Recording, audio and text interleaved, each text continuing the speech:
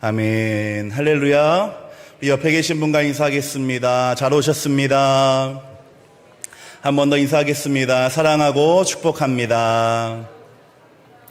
네, 이 귀한 기도의 자리, 은혜의 자리에 나온 성도님들을 환영하고 축복합니다. 하나님은 우리의 삶을 통하여 일하시는 분이십니다. 당신의 전능하신 능력으로 산을 옮기시는 것이 아니라 겨자씨 한 알만큼의 믿음을 통하여 일하시기로 결정하셨다는 것입니다. 우리가 이 시간에 궂은 날씨에도 불구하고 편히 쉬는 것을 포기하고 이 자리에 나온 것은 그렇게 역사하시는 하나님에 대한 믿음과 기대와 확신이 있기 때문인 줄로 믿습니다. 상황이나 환경, 여건이나 사람을 주목하는 것이 아니라 지금 우리 가운데 역사하시는 하나님을 주목하고 신뢰하는 저와 여러분 되기를 소망합니다. 세계적으로 유명한 지휘자 중에 레너드 번스타인이라는 사람이 있습니다. 한 사람이 그에게 이러한 질문을 했습니다. 수많은 악기 중에 가장 다루기 힘든 악기가 무엇입니까? 번스타인은 지체하지 않고 이렇게 대답했습니다. 제2 바이올린입니다. 환호와 갈채를 받는 제1 연주자는 많지만 그와 똑같은 열정을 가지고 화음을 만들어주는 제2 연주자는 적기 때문입니다. 그러나 아무도 제2 연주자가 되기를 원치 않는다면 아름다운 음악은 영원히 불가능할 것입니다. 사람들은 자신을 드러내고 많은 사람에게 인정을 받고 싶어 합니다. 박수를 받기 원합니다. 그래서 주목받지 못하는 둘째는 차지하고 싶어 하지 않습니다. 항상 최고가 되려고 하고 또 정상에 오르기 위하여 모든 힘을 다합니다. 그러나 그렇게 조용히 다른 사람이 영광을 받을 수 있도록 도와주는 사람이 없다면 첫째 자리에서 빛나며 박수받는 그러한 사람은 있을 수 없다는 것, 어쩌면 불편한 진실일지 모르겠습니다. 사실은 우리도 마찬가지입니다. 둘째보다는 첫째가 되고자 하고 이왕이면 꼬리가 아닌 머리가 되고자 하는 것 지극히 당연하고 자연스러운 일일 것입니다. 그러나 놀랍게도 성경에는 그렇게 그 둘째 자리를 선택했던 사람들의 이야기가 참으로 많이 기록되어져 있습니다. 예수님이 오실 길을 준비했던 사도 요한, 새로운 12번째 사도로 선출되었지만 묵묵하게 사명을 감당하다 순교했던 마띠아, 사도가 되지 못했지만 바울의 동역자로 끝까지 교회를 섬겼던 유스도의 요셉과도 같은 사람이 그러한 인물들입니다. 그들은 첫 번째 자리를 차지한 것은 아니었지만 둘째 자리의 기쁨과 영광이 무엇인지를 아는 사람들이었습니다. 세상의 가치와 기준이 아니라 하나님이 무엇을 기뻐하는가, 하나님이 기뻐하신 일이 무엇인지를 아는 사람들이었다는 것입니다. 그렇게 그들의 헌신이 첫 번째 자리를 더욱더 빛나게 해주었고 하나님의 일이 이루어지는 귀한 밑바탕이 된 것입니다. 비방자이며 박해자였고 또 폭행자였던 사울이 이방인의 사도로 또 신약 성경의 3분의 1을 기록한 교회사의 핵심적인 인물이 되기까지는 이처럼 그에게 있어 두 번째 바이올린이 되주었던 사람들이 있었기에 가능한 일이었습니다. 이 시간에는 바울을 그렇게 빛나게 만들어 주었던 인물들을 살펴보려고 합니다. 그렇게 그 사람들을 살펴보게 될 때에 세상이 주목하지 않을지라도 하나님이 주목하여 주시는 둘째 자리의 영광을 사모하게 되는 저와 여러분 되기를 소망합니다. 사울이 바울 되게 했던 첫 번째 사람은 다메섹의 신실한 제자 아나니아입니다. 사울이 한창 교회를 핍박하던 시기의 모습을 성경은 이렇게 묘사하고 있습니다. 사울이 교회를 잔멸할세. 잔멸하다는 것은 본래 모욕적으로 대하다라고 하는 의미의 손상시키다, 해를 끼치다, 위태롭게 하다는 말이 더해진 말입니다.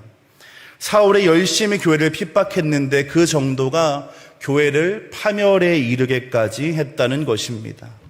사울은 그 일에 더 힘을 내어서 이제는 제사장에게 공문을 받아 다메섹에 있는 믿는 사람들을 남녀를 막론하고 이제 압송할 계획을 세우게 됩니다. 그렇게 한 손에는 공문을 들고 다메섹으로 가던 사울에게 일생일대의 사건이 일어나게 됩니다. 부활하신 주님께서 호련한 빛 가운데 그를 찾아오신 것입니다. 그 순간 사울은 주님을 만나게 되었고 그분의 영광스러운 광채로 인하여 눈이 멀고 말았습니다. 눈이 멀게 된 사울이 할 수 있는 것은 아무것도 없었습니다. 의기양양하게 교회를 핍박하기 위해서 달려가던 사울이었지만 이제는 스스로 할 수 있는 것이 없어서 다른 사람의 손에 이끌려 다메섹으로 들어갈 수밖에 없었다는 것입니다. 그렇게 사울이 앞을 보지 못한 채 3일 동안 먹지도 보지도 못하던 그때에 주님이 환상 중에 아나니아라는 제자에게 이렇게 말씀하셨습니다. 다소 사람 사울을 찾아가라. 그가 기도하는 중에 내가 안수하여 다시 보게 하는 것을 보았다. 아나니아는 이 말씀을 참 받아들이기가 어려웠습니다. 사울이 어떤 사람입니까? 믿는 사람들 다 잡아가두던 그러한 핍박자였습니다. 그의 악명이 먼 이방 지역이었던 이 다메섹까지 이미 파다하게 퍼져 있었기 때문입니다. 그런 그를 찾아가서 안수하여 주고 앞을 다시 보라고 해주니 호랑이 굴에 제 발로 들어가라는 것도 아니고 참 받아들이기 어려웠습니다. 그러나 이 주님의 음성 앞에서 아나니아의 선택은 그 말씀하신 대로 하는 것이었습니다. 아나니아는 사울을 찾아가 안수하여 기도하였는데 그의 시력이 회복되는 것과 함께 그가 성령 충만해질 것을 위하여 기도합니다. 그 즉시에 사울은 앞을 보게 되었고 아나니아를 통해 세례까지 받게 됩니다. 이렇게 앞을 보게 된 사울은 다메섹 회당을 찾아다니며 예수를 힘써 전하고 예루살렘으로 향하여 교회의 일원이 되게 된 것입니다. 이제 사명자로서의 삶이 시작되게 된 것입니다. 아나니아라고 하는 한 사람의 순종이 눈이 멀었던 사울의 눈을 뜨게 해주었을 뿐만 아니라 사울이 이방인의 사도라고 하는 그 하나님의 특별한 부르심을 깨닫게 하는 마중물이 되어 주었다는 것입니다. 사울이 바울되게 했던 두 번째 사람은 위로의 아들 바나바입니다. 바나바라고 하는 인물이 성경에 처음 등장하는 것은 사도행전 4장입니다. 성령으로 충만하여 하나가 된 교회는 자신들의 소유를 아끼지 않고 서로의 물건을 통용하며 진정으로 한 몸으로서의 거룩한 공동체라고 하는 것을 증명하면서 세워져 가고 있었습니다.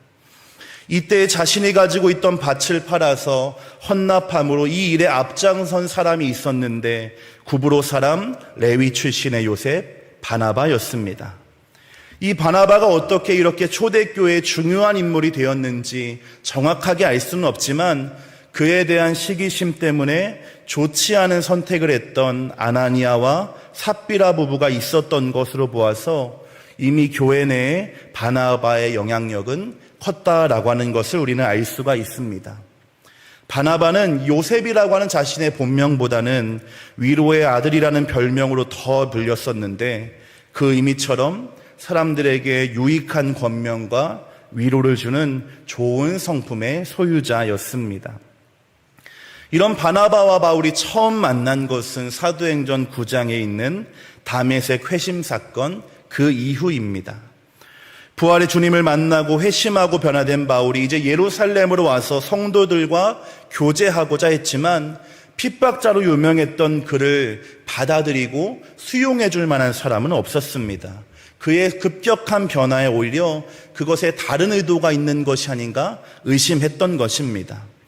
이때 바나바가 나타나서 사울을 교회에 소개하고 그의 변화가 참된 것임을 보증해 줍니다.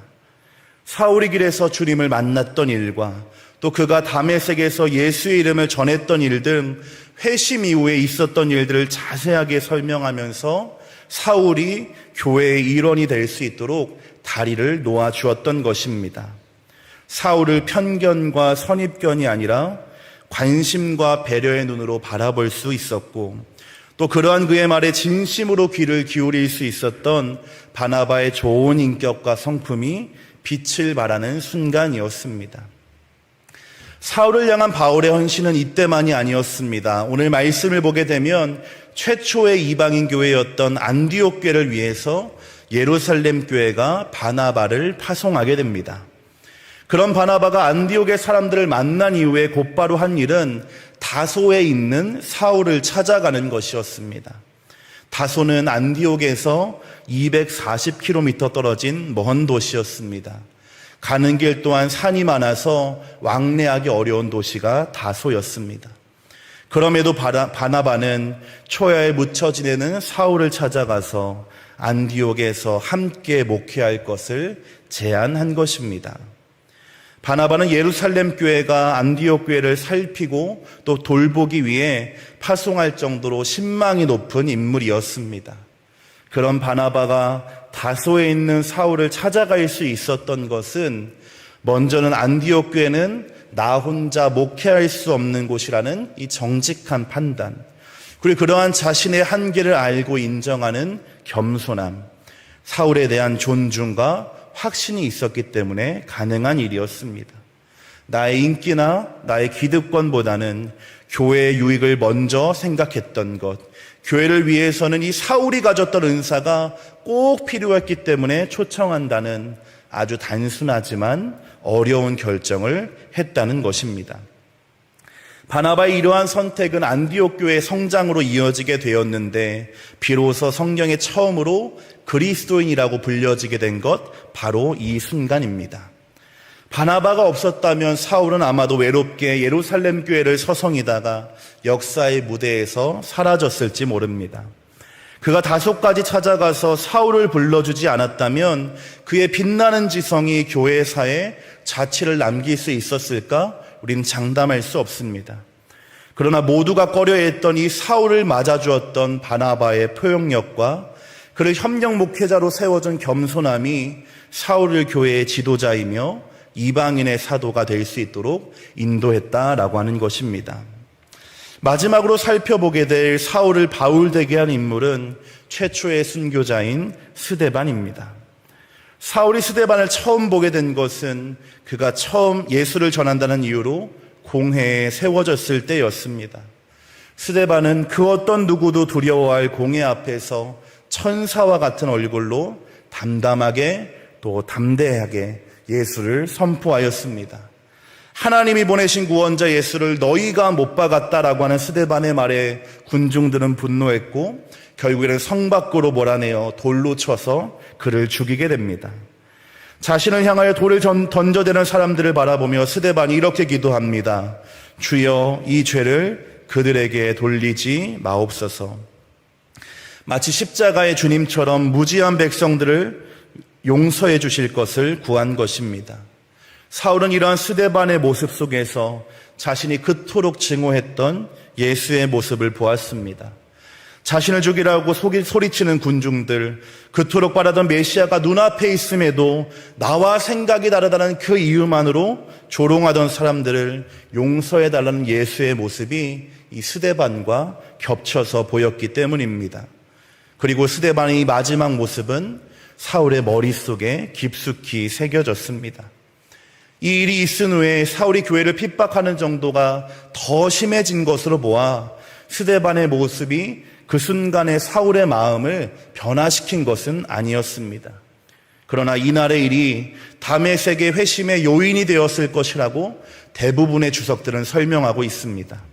공회 앞에서도 당당했던 그의 모습이, 천사와 같은 얼굴로 선포했던 그 말씀들이, 무엇보다 마지막 순간에도 용서를 구하던 그 모습이 바울로 하여금 예수께로 돌아올 수 있도록 인도했다라고 하는 것입니다. 스데반의 순교는 교회의 대대적인 박해로 또 뿔뿔이 흩어지는 상황으로 이어지게 되었지만 그날에 뿌려진 순교의 씨앗은 청년 사울의 마음속에 깊이 심겨졌던 것입니다. 하늘의 미랄이 떨어져 죽지 않으면 그대로이지만 떨어져 죽으면 많은 열매를 맺는다고 하신 주님의 말씀이 이루어진 것입니다. 최초의 신학자이며 또 역사상 가장 위대한 신학자, 이방인의 사도로서 이방 선교의 장을 펼쳤고 신약 성경의 3분의 1을 기록하면서 우리 믿음의 기초를 세워준 바울은 처음부터 바울이 아니었습니다. 세상의 모든 지식과 모든 명예와 권위를 가졌지만 하나님의 일에 무지해서 교회를 핍박했었고 예수를 핍박했던 그 사울이 바울이 되기 위해서는 사람들이 주목하지 않았던 몇 사람들의 귀한 수고와 헌신이 있었다라고 하는 것입니다. 이러한 사람들을 우리는 언성 히어로라고 부릅니다. 보이지 않지만 그 일에 영향력을 미쳤던 영웅과도 같은 사람들. 어두워진 육체의 눈뿐만 아니라 영적인 눈도 뜨게 하기 위해 부름받았던 신실한 제자 아나니아, 그의 순종이 있었습니다. 초대교회의 중직자이며 핵심 인물이라고 하는 자신의 기득권을 귀하게 여기지 않고 오직 교회를 위해 바울에게 주어진 은사와 그 하나님의 계획을 위하여 가시로 덮여져 있던 그를 안아주었던 바나바의 넓은 마음과 겸손이 있었습니다. 무엇보다 그 순간에 자신도 알지 못했지만 마치 100년 전에 이 땅 가운데 뿌려진 순교의 피가 교회사에 길이 남을 만한 한국교회의 시작이 된 것처럼 주님이 보여주신 자신을 죽이려고 하는 사람마저 용서했던 그 스데반의 순교의 피가 사울이 바울이 되도록 하나님의 사람이 되도록 만들어 주었다라고 하는 것입니다. 그들이 자신의 생각도 자신의 결정도 그들의 권위와 생명까지도 아낌없이 내버릴 수 있었던 것은 그것보다 비교할 수 없이 소중한 예수의 생명과 하나님 나라의 소망을 분명하게 가지고 있었기 때문입니다.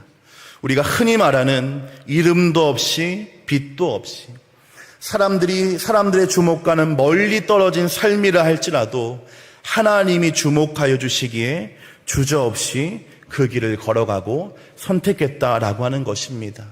이 길을 갈 수 있는 것, 사람의 의지로 되는 것이 아니고 계획으로 되는 것이 아니고 타고난 성품으로 되는 것도 아닙니다. 오직 우리 안에 충만하게 채워지는 하나님의 은혜가 있을 때에, 하나님이 그 길을 걸어갈 수 있도록 힘을 더하여 주실 때에 가능한 일인 줄로 믿습니다. 말씀을 마무리하며 한 영상을 함께 보고자 합니다. 이 영상에 있는 메시지가 오늘의 말씀과도 연결되게 되는데 함께 영상 보고 마무리하고 기도하겠습니다.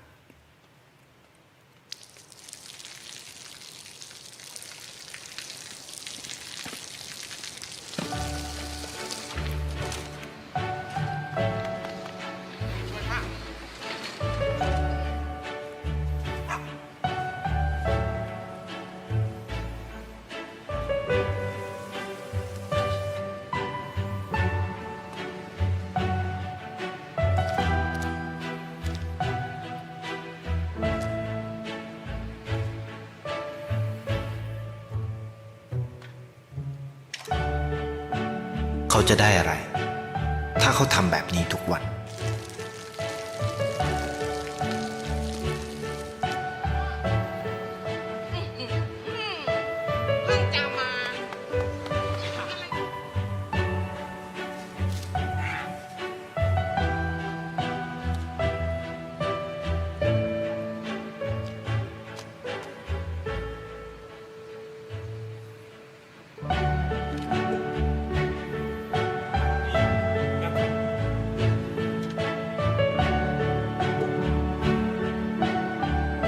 เขาจะไม่ได้อะไรเลยไม่ได้รวยขึ้นไม่ได้ออกทีวีไม่มีใครรู้จักไม่ได้มีชื่อเสียงที่มากขึ้น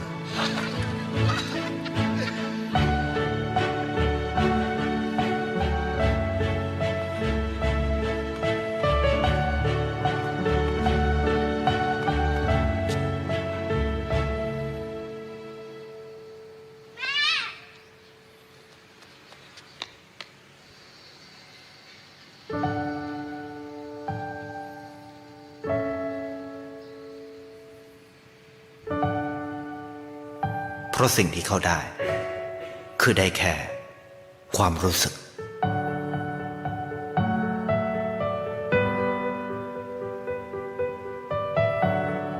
ได้เห็นความสุข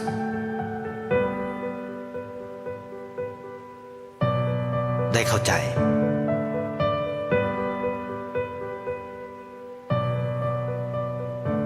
ได้ความรักได้ในสิ่งที่เงินซื้อไม่ได้ได้โลกที่สวยงามกว่าเดิม